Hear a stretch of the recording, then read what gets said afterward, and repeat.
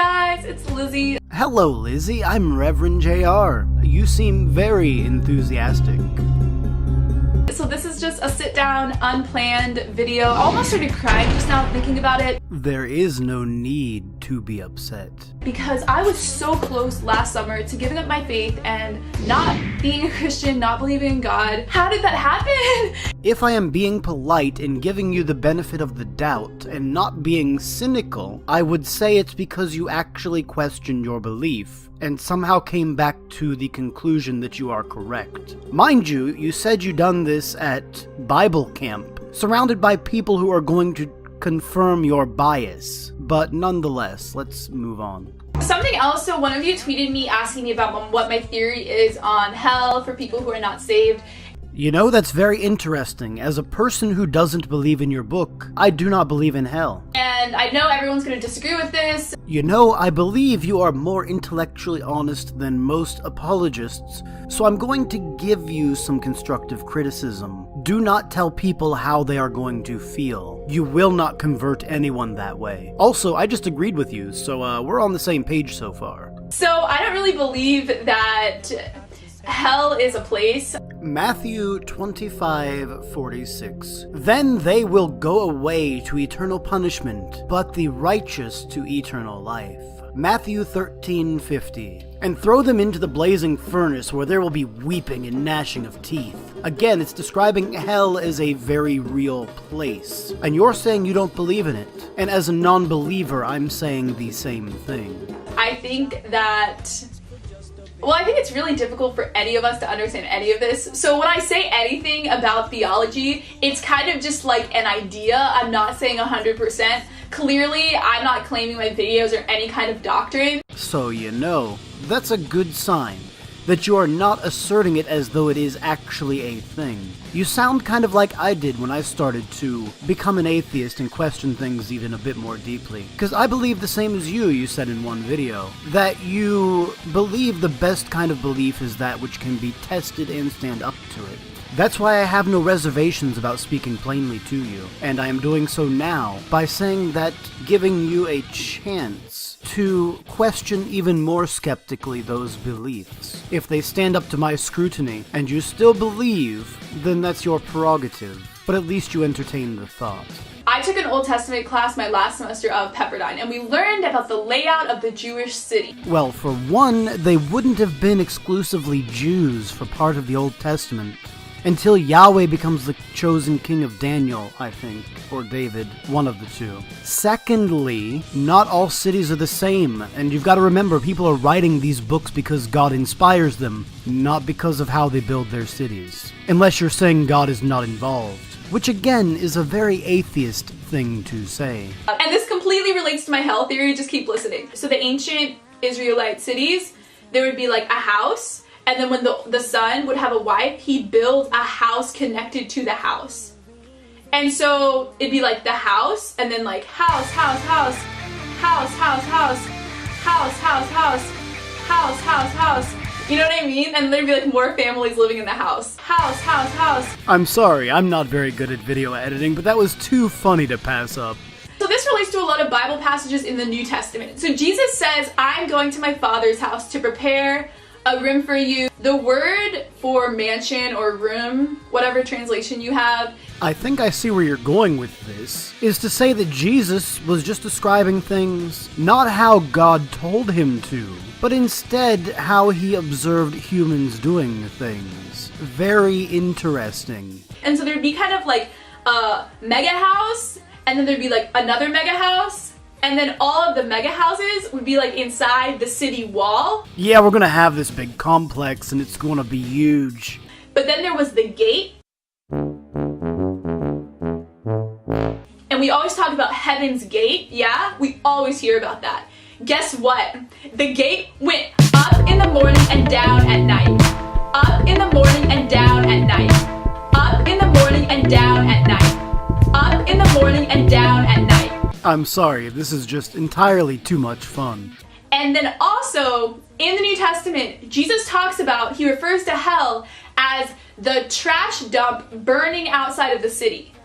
So basically you're saying that hell isn't a place, but that heaven is a city and hell is right outside of it. Even according to your own logic. I caution you to tread carefully with your next statement. That's how he refers to hell. And of course, like I said, I'm not presenting this as doctrine. These are just my thoughts. This is just my current theory I have construed that makes sense to me. But remember, you're claiming that Jesus is the all-knowing God, or his son anyway. And you're saying that God did not have a concept of hell, or that he could not put that concept into anyone's mind. Also, you just said he explained it, but it couldn't be explained to those people. Again, I'm just showing you why your logic fails. But my depression really helped me understand this too, because people, sorry this is all over the place, just please keep listening, it will all connect in a little bit. You see, there's the thing. Depression sucks. Hell, if it's real, would mean that your God created a place where you get to experience that worse than you can imagine, forever and always, if you slip up in the slightest. That's a very heavy burden that can make your depression worse. Just saying. Remember, I used to believe this stuff too. And an argument from emotion is a logical fallacy, and it sounds like what you are doing. With that said, this is why we do not like religion, and we disagree with you, because we think it hurts people, and it appears to be hurting you. Please consider some non-religious help, if you haven't already tried it. So people always say depression is hell, or people say that was hell. They use that term a lot. And when I was in depression, it was not painful. I was not crying. It wasn't painful. Like, it wasn't what I expected for it to be hell. But the reason it was so bad, it was because it was a mere existence. It didn't feel like I was fully alive. I wasn't feeling, I wasn't able to think clearly, I didn't have connection to my memories. And there are a lot of other things too, like depression tries to isolate you from other people, and it's so comfortable. Depression is just you want to lay in your bed all day and not leave, and it's like this lie that like that's the best thing, to just isolate yourself and do nothing and not get close to people.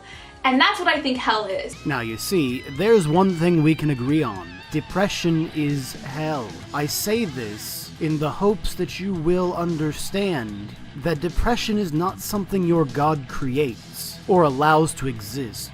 It is merely a thing that is, that you can get help with from real people. I've never been to the point where I've needed medication, but perhaps you do. Maybe you even already take it. But the point remains, hell isn't real. It's not a place you go to when you die. And you have just given the best argument for why your God doesn't exist. And so I think heaven is going to be a live option for everyone, the city of God. I think that some people, right after we die, are going to be immediately in the city. Some people who knew God when they were on earth. I think other people who may never have heard of the gospel, they will either be right outside the gate, or they will be further away from the gate. They'll look, they'll see the light, they will come running, they'll be so excited, stoked, so happy God exists, it will be amazing. And you see, this is why I think you would make a much better God than the God you're advocating for. Hell was created by your God as punishment for sins, not as a motivation to do good in the afterlife, but as a motivation to do good here. If your God is putting you through hell now, and you believe that he is doing so to punish you, yes, you're going to have a very hard time of life. And you're going to be very depressed wondering why God thinks you're a sinner. I do not think you are sinning, but your God does. The simple act of teaching can send you to hell because you are a woman. I'm saying don't stop do that. I'm saying instead, understand that your God probably isn't real, and that you have the power to reach out for the help you need. You don't have to rely on God to fix it for you. And one of my friends is like this, one of my best friends, he's agnostic, he doesn't believe in God, but he really wants heaven to exist. And so I think if he never becomes Christian on earth, I think that he will be standing outside the city, looking at the city, and he will come walking into the city and be extremely excited to meet God. So the problem you're creating for your religion is twofold. Primarily, that people do not have to live a biblical life to get into heaven, which is to say, if someone dies and is in hell, well, remember how they get there is judgment. So God sends them there even though they will see heaven right behind him, but okay. The second problem you have is that literally people do not believe in your heaven and that's why they do not act good. You're saying literally, if only people could see heaven, see the thing that actually supposedly exists, then those people would be good. Remember, we also don't believe your heaven exists, but we're still mostly good people, even by your own admission here. So your religion really has nothing to do with it, because when I die, if your heaven's real, I'll see it according to you, and whatever I did in life will not matter. Things like believing in your God. And I think other people will not want to. So the last time you were depressed, you're telling me you wanted to be that way. The answer is no. No, you didn't. And if you saw that you could fix it just by walking, you would be one of the first people there. I'm positive of that, because I have been depressed too, and I do not want it for one moment. This also goes back to that very first point. Do not tell people how they will feel or what they want. It's condescending, isn't it? Again, I don't say this to be mean to you. I just think this is something you haven't thought about. I could talk for like 25 more minutes about this hell theory, but basically that's all it is. And you see, Liz, this is why I think I'm on the right track. You could talk another 25 minutes about this. Talking is good therapy. It's something you clearly enjoy, and I want you to continue doing it. I also agree that it is good therapy. The point remains, you see, that you want to do that. You want to go away from those things which make you depressed, like not talking. And I think that's a good thing that you can identify this and work on it of your own volition. I find that to be very noble, even if I disagree with everything you say. So please keep doing this. And I think you'll find the more you talk and the more you engage in these kind of debates, and the more fun you have at it, the less depressed you're likely to be. At least that's how it works in my experience. It's the only way that makes sense to me for people who don't know God on earth, because I am a Christian. Like, I grew up in a Christian home in a Christian nation, so it was really easy for me to get to know God.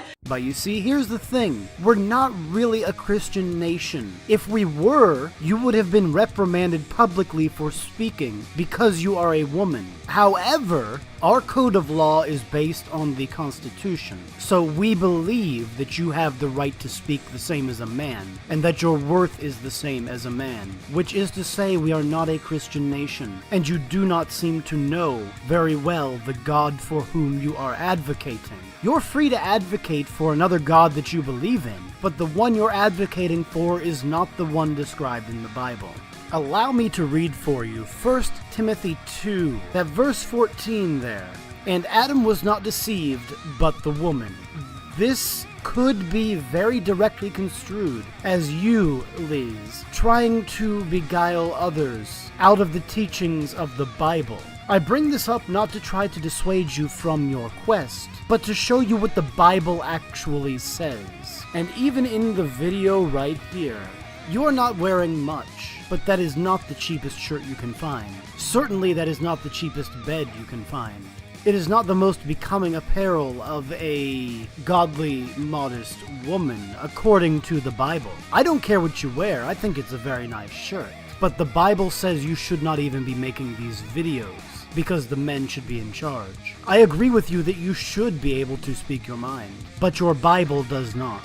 Whereas 2 billion people in the world never even hear about Jesus. This is a very common argument a lot of creationists will make, that their God created the first humans, literally interacted with them, and yet somehow the entire world does not know about them. Do you see why I find that hard to accept, Liz? And to where it seems extremely, like the video I made talking about how we can know the Gospels are accurate. I'm going to deal with that point in another video when I respond to your 5 lies set of videos. Some people, they never saw a video like that. I've met people who didn't even know Jesus was a historical person. Again, he probably was not a real person, but we'll get into that later. And so people like that living in our country, why is they're not going to end up, it's extremely unlikely they'll end up in the city either. And you know, it's our fault, like it's my fault. If you're a Christian, it's your fault. We need to work really, really hard to get all the information out to everyone about the gospel. You see, this is where I'm going to have to disagree with you. You are not responsible if your God is incompetent. If your God would send you to hell because you can't tell people about him, then you deserve better than that. And your God deserves to be opposed. And so we're not doing that, And so I don't think the people are going to be punished for Christians not doing their job. You know what I mean? You know, more than anything, I am very annoyed that people have taught you that the sinners can get into heaven for free if you don't tell them. But if you don't tell them, you get to go to hell. Again, even if your God is real, I would not advocate for him. And I also think the people who go out of their way to teach people this and put them through hell are not good people. I think that you are a victim of this circumstance, and I hope sincerely that this will make you better for it. And so that's why I think it's going to be an open invitation to everyone.